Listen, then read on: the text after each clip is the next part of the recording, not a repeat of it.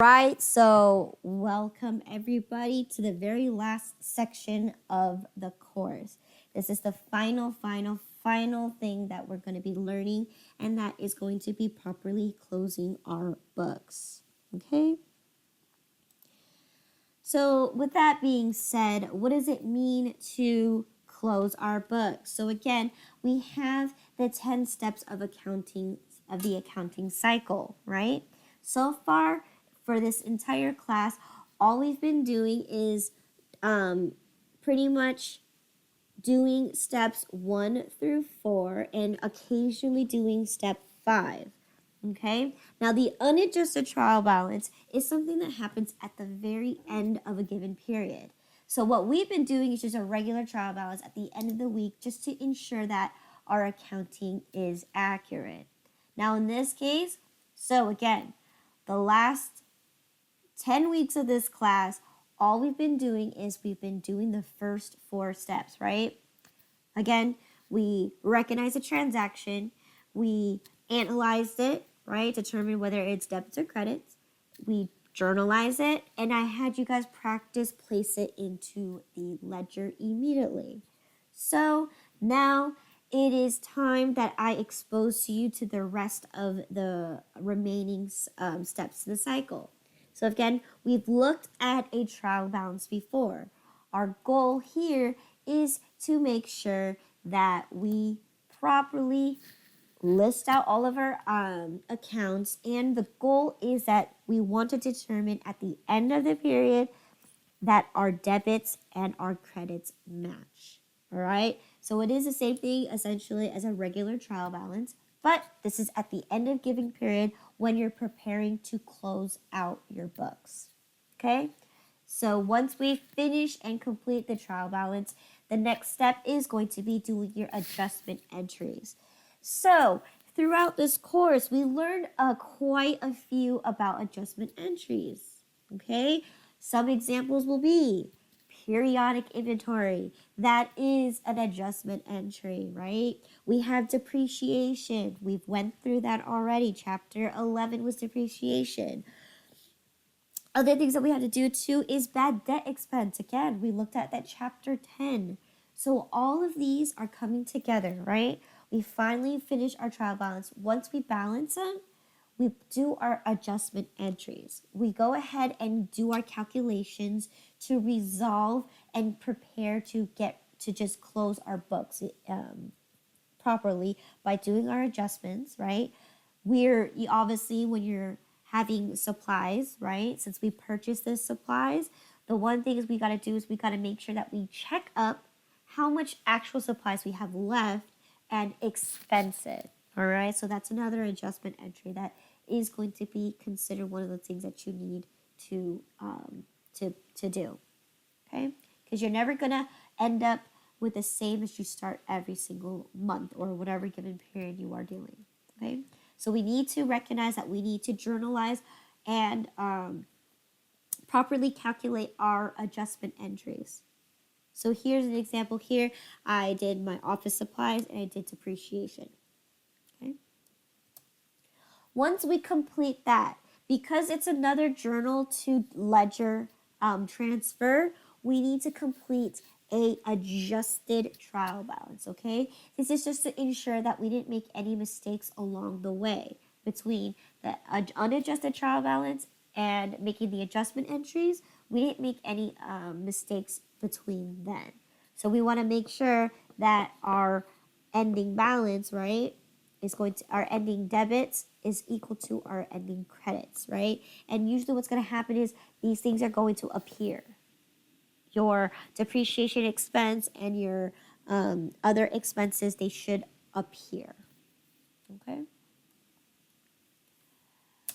All right, once we've completed that and everything balances out, that is where we can go ahead and start working our financial statements.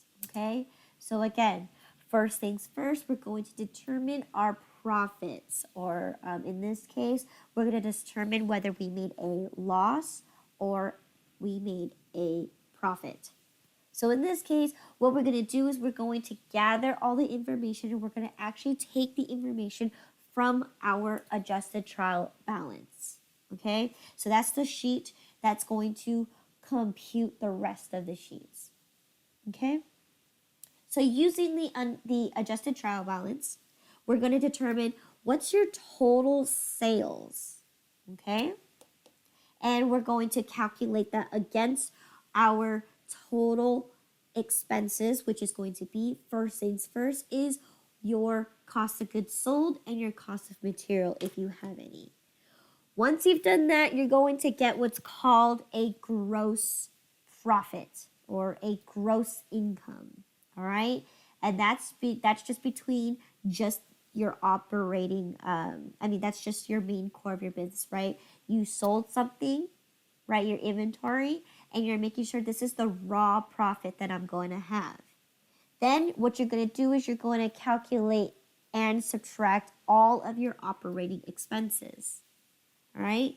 And then lastly, if you have any other income, you're going to add it in there, or you're going to subtract any non-operating income. Okay. So once you get that, if it's a positive number, then yes, you have made a profit. If it's a negative number, then you have had a loss.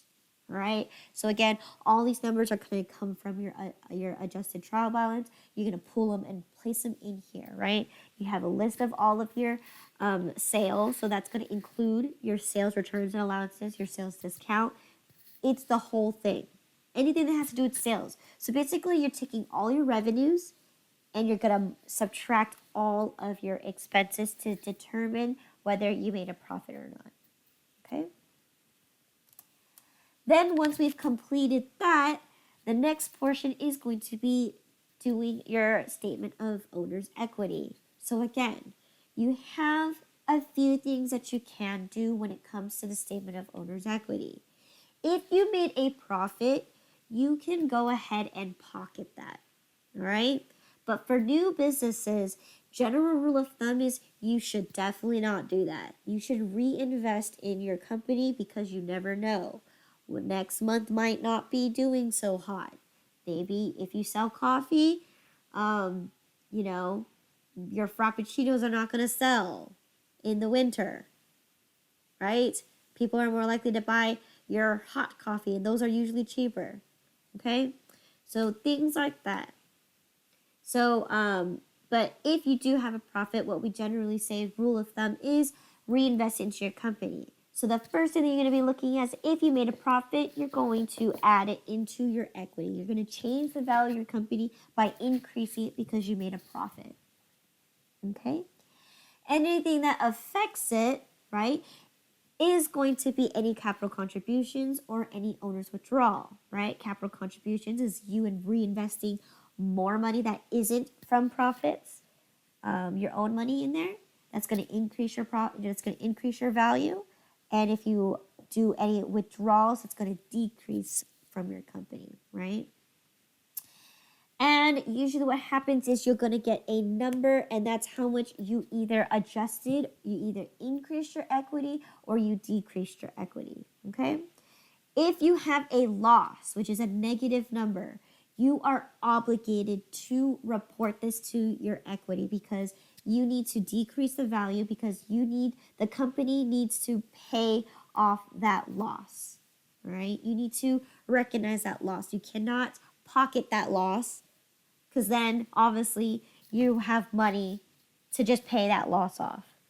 So you want to make sure that you properly record the loss in there and that you get either an increase in equity or a decrease in equity, okay? And once you get this number here, right? This number here is what you're going to use for your balance sheet, okay? So once you solve for equity, you're going to apply that to your balance sheet. So again, your balance sheet is going to be reflected of the accounting equation, which is your assets equals your liabilities plus your equity, okay? So again, we're going to list out all of our assets. We're going to list out all of our liabilities. And because equity was what we solved from the previous one in the statement of equity, you're just going to plop it right there. All right? And the end goal is that you want to make sure that your assets equal your liabilities plus your equity. And if it does, you guys are good. You guys are in the green. If it doesn't, you need to go back and look at what assets or look at what liabilities that you may have changed. Okay. Now, again, obviously, if you have your trial balance, then piecing together your balance sheet should not be an issue. Okay. If you made a mistake here somewhere, like let's say you forgot to place your owner's withdrawal in here, then that could only be a potential reason why your balance sheet would be off. But because we have the trial balance, again, you're going to transfer all the information from your trial balance, right? It's a list of all of your accounts.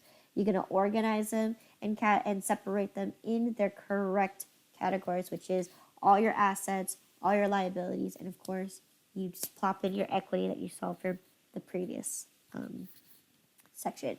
And they should equal. Okay? Then lastly, the last thing that you're going to do is going to be the statement of cash flows. Now, how the statement of cash flows does work is we're looking at the trial balance, okay? Our trial balance consists of a bunch of accounts that are accrual based, right? So this is basically taking the concept of accrual basis and we're going to convert it into cash basis, all right? Meaning we're going to recognize things that are such as, accounts receivable. This is money that people owes me. But do I physically actually have the cash in my hands? And if I say yes or if I say no, then that's where you're going to categorize your items. So right here, because I recorded that I have people owe me money, does that mean I actually have the cash? No. So I have to subtract that amount out. And we'll go through an exact example of how to complete it, right? So you're going to have three categories. You're going to have your operating activities, you're going to have your investing activities, and lastly, your financial activities. Typically, what's going to happen is your operating activities are usually going to be your current and other assets, as well as your current liabilities. Okay? Then, your investing activities are most likely going to be your fixed assets. All right? And then lastly, your financing activities is most likely going to be your long-term liabilities. Okay? So with that being said, if you can organize it some kind of way, you're going to take the net income. If you got an income, then you plop it there. Just so then, because this is money that you've earned, right? We're going to start there. Then we're going to either add or subtract our operating, add or subtract our investing, or add or subtract our financing, depending on what the outcome is. If you've had too much accounts receivable and you had less accounts payable, you're more likely to have to add. Okay? And we'll talk more about that when we get into computing this sheet. Okay? Once you've completed all 4 financial statements, then we move on to step number 8, which is to actually close out the books.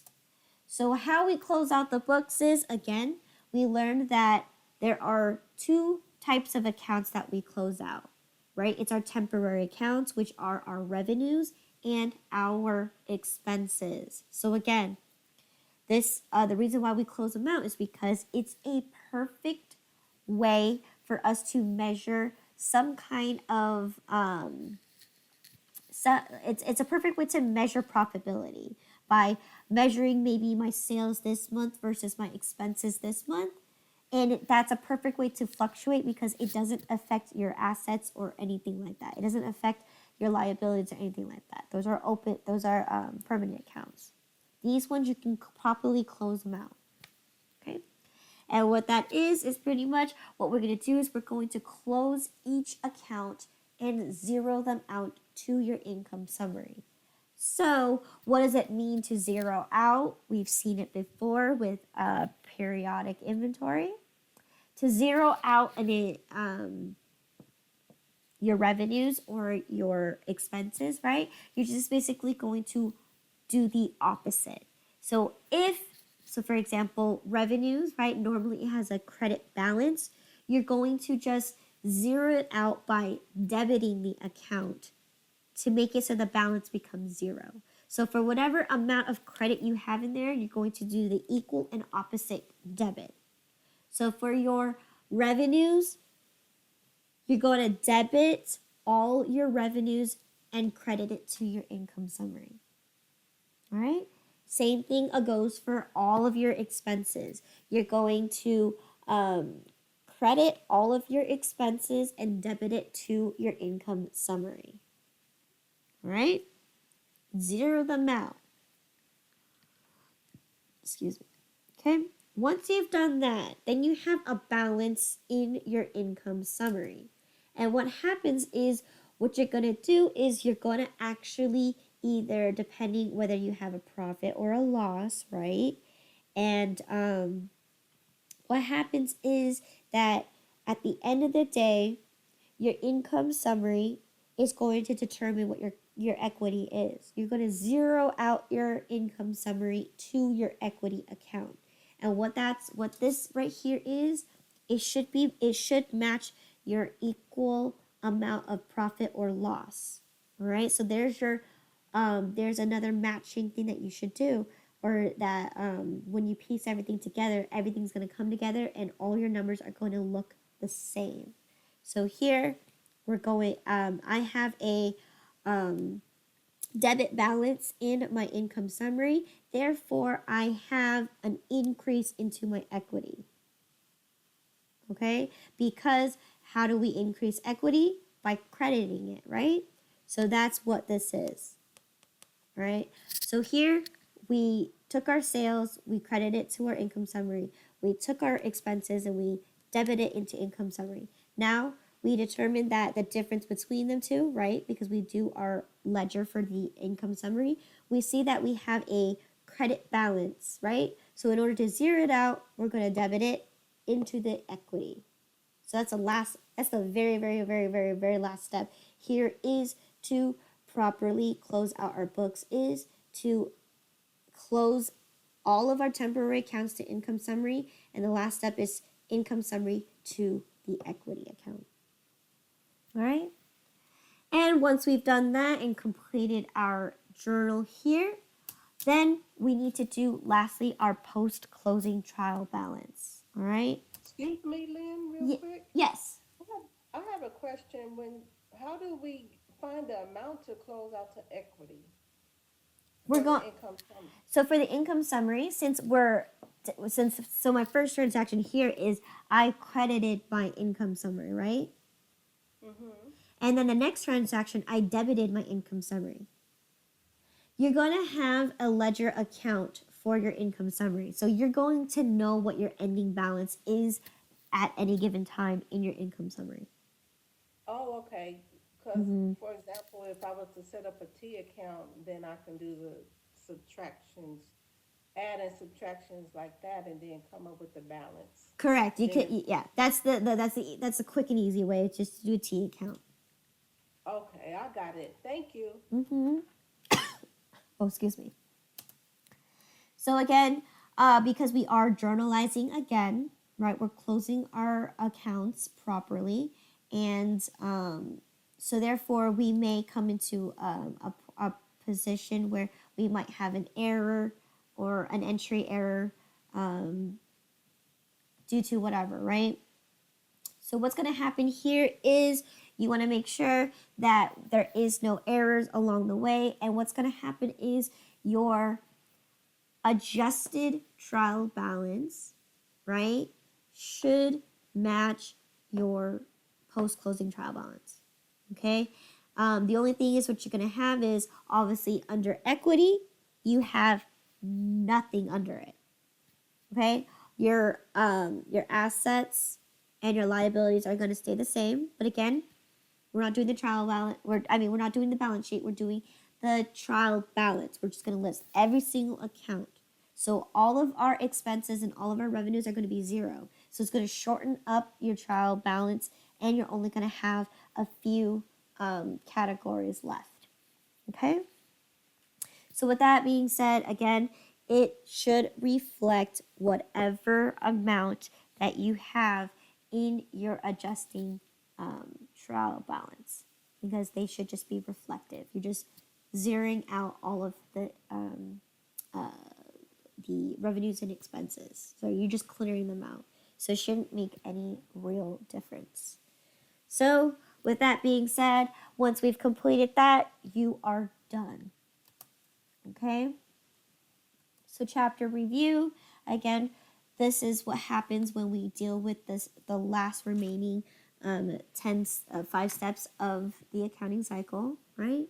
Here, you just want to make sure that your trial balance is a list of all of your accounts, and your total debits equal your total credits. Okay?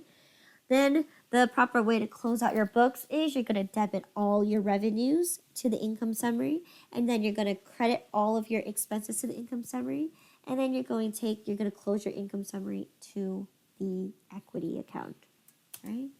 And then here are a few little tips and on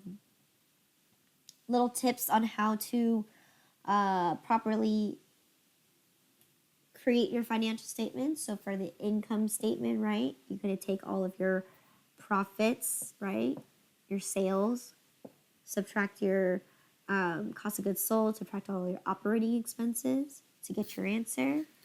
Balance sheet, as obviously your assets are going to equal your liabilities and equity. Statement of equity. So they do have to go in a specific order. You need to complete the income summary first, right? Because then that will get you your net income. Then the next thing is your statement of equity, because it uses the net income, in order to adjust the value of the company. Then your balance sheet, right? Since we figured out what your total equity should be at the end of the given period, you're gonna plug that answer into your balance sheet. Okay? And then the cash flows is a combination of all three, right? But you need to have the net income in order for you to complete your statement of cash flows. So with that being said, that is it for chapter 13.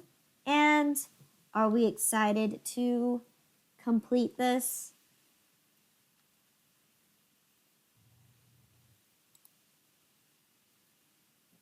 Come on, guys, lie to me. Say yes. I thought you were saying not in real life.